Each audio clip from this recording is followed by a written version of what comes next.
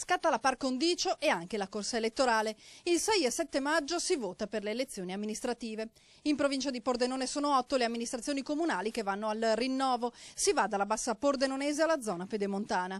Il comune più popoloso dove si vota è quello di Azzano Decimo, al confine con il veneziano, 12.880 i residenti. Il sindaco uscente è il leghista Enzo Bortolotti, allo scadere del secondo mandato consecutivo, quindi non più ricandidabile.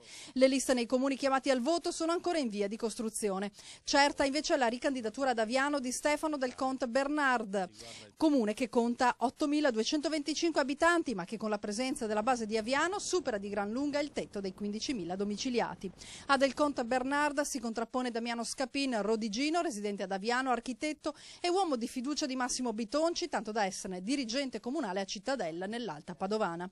Altro comune importante ai confini con Udine è Casarsa della Delizia, 8.135 abitanti, retta finora da liste civiche del centrodestra. Comune popoloso, 11.708 residenti è Maniago, guidato sempre da civiche di centrodestra. Poi si scende ai 6.964 abitanti di Prata di Pordenone, comune della cintura urbana di Pordenone, con legami stretti anche con il Trevigiano e lo Pitergino Mottense.